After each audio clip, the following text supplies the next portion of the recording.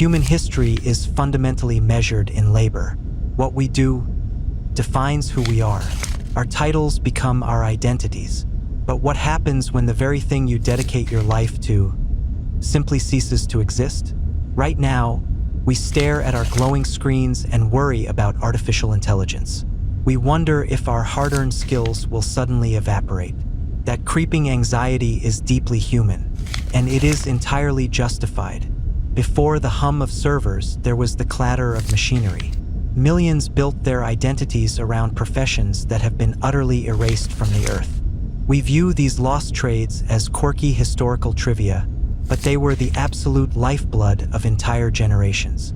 To understand where our own economy is heading, we must look at the ghosts of the Industrial Revolution. Picture the freezing, fog-choked streets of industrial Manchester in the year 1890. The massive textile factories demand workers by the thousands, and they demand them at dawn. But affordable, reliable alarm clocks do not exist for the common man. So, how does an entire city of exhausted mill workers wake up on time to avoid harsh financial penalties? They hire a knocker-upper. Armed with a long bamboo pole or a specialized pea shooter, this dedicated worker walked from house to house in the dead of night. They would stand in the freezing rain, tapping repeatedly on second-story windows until the sleepy occupant proved they were completely awake. It is hard to imagine a time when this was a daily necessity. The knocker-upper was an essential human bridge, connecting the old agricultural sundial to the new industrial time clock. They held the fragile local economy together with a bamboo stick. But the mechanical alarm clock eventually became cheap enough for the working class to afford. Therefore, the window tappers were no longer required. An entire microeconomy vanished into the fog. The morning human connection was abruptly replaced by the cold, metallic ringing of a machine. Yet some jobs were lost not just to mechanical efficiency, but to political control. Travel south to the sweltering, humid cigar factories of Ybor City, Florida, in the early 20th century. The work of rolling cigars by hand was incredibly monotonous. To keep the mind engaged during 10-hour shifts, workers pooled their meager wages to hire someone specific. Can you guess who? A lector, a dedicated reader. The lector sat on an elevated platform in the center of the factory, projecting their powerful voice over the massive, silent room. They read the daily news, classic literature from Victor Hugo, and radical political philosophy. The lector effectively transformed a grueling sweatshop into a vibrant university. The workers became highly educated and politically organized, debating international affairs while their hands worked the tobacco.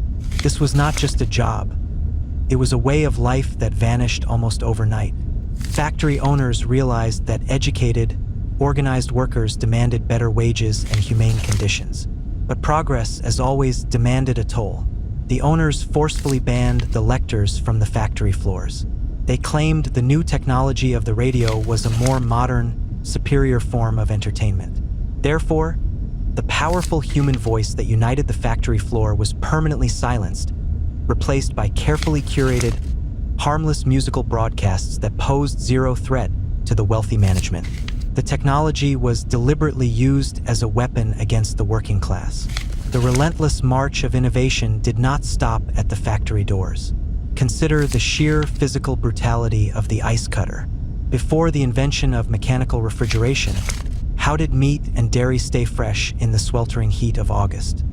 The answer lay in the frozen lakes of New England during the darkest, most bitter days of winter. Thousands of men and horses dragged massive steel saws across frozen rivers, violently cutting blocks of ice that weighed hundreds of pounds. One slip could mean falling under the thick ice and never coming back up. You could buy Massachusetts ice in the blazing heat of India, but the invention of the electric compressor refrigerator shrank that massive global supply chain into a quiet, vibrating box sitting in your kitchen. Therefore, the dangerous, heroic work of the ice cutter completely melted away. A globe-spanning empire of ice, gone. The exact same fate awaited the legendary log drivers. How do you move millions of felled trees from isolated forests to distant urban sawmills before expansive railways existed? Men known as river pigs balanced directly on floating, rapidly spinning logs, using long pike poles to guide the timber downstream. It required the supreme agility of an acrobat and the raw bravery of a soldier. A single miscalculation could cause hundreds of tons of jagged wood to erupt into the air. But powerful diesel trucks eventually expanded across national highways. Therefore, the spectacular, dangerous sight of men riding wild rivers of wood became entirely obsolete. As the industrial era violently evolved into the communication age, the pace of obsolescence dramatically accelerated. Imagine a sprawling web of copper wires attempting to connect the entire globe in real time. A call comes in. Who routes that invisible electrical signal to the exact right home? The switchboard operator. Tens of thousands of young women sat in buzzing rooms, manually plugging heavy cables into towering boards. Their hands moved in a frantic blur. They were the literal human nervous system of the entire 20th century. But the volume of global calls grew exponentially, reaching the strict mathematical limit of human hands. The mechanical step-by-step switch was invented to handle the load. Therefore, the chaotic halls of human operators were emptied. Walk into a smoky bowling alley in 1930. Who resets the heavy wooden pins after a thunderous strike?